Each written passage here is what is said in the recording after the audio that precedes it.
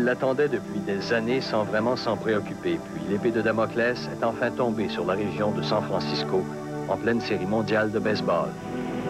67 morts, 10 milliards de dollars de dommages, des images que nous ne sommes pas prêts d'oublier.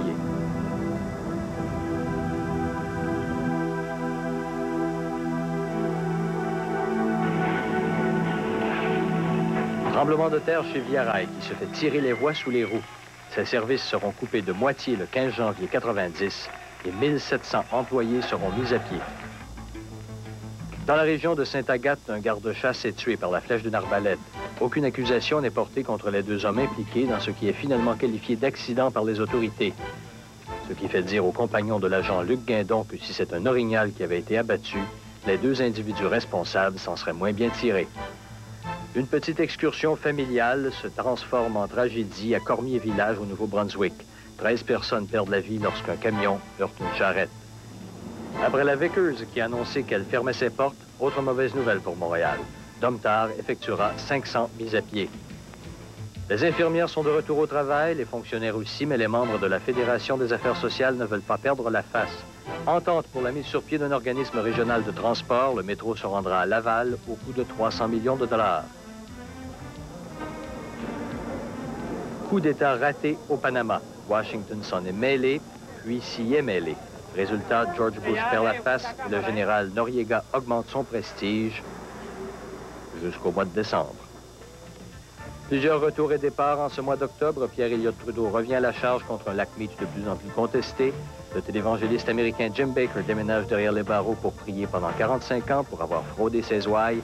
Même Zaza Gabor a droit à son procès tragicomique, elle aussi pour avoir giflé un policier. Le Dalai Lama revient sous les projecteurs en recevant le prix Nobel de la paix. La sonde Galileo part à la conquête de Jupiter. Les rumeurs annoncent le retour du krach boursier de 1987 et d'un virus informatique appelé Datacrim. Mais il y a plus de peur que de mal. Le météorologue Alcide Ouellette nous quitte, de même que l'humoriste britannique Graham Chapman des Monty Python et une des dernières grandes dames d'Hollywood, Betty Davis, entre dans la légende. This age and another person. It's hard to believe I did all that. You want to know.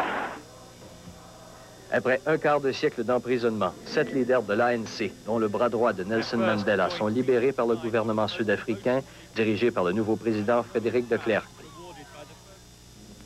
En un temps record, c'est au tour de la Hongrie de jeter ses vieux leaders à la porte et de faire peau neuve. En Allemagne de l'Est, pendant ce temps, les manifestations dans les rues sont réprimées, alors que des milliers de jeunes citoyens entreprennent la ruée vers l'Ouest dans les trains de la liberté.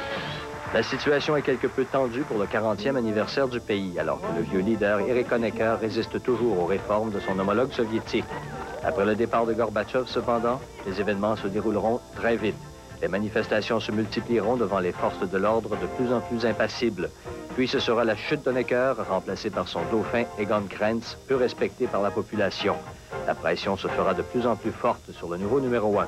Le dos collé au mur, Krenz n'aura plus qu'une seule carte à jouer pour tenter de survivre politiquement.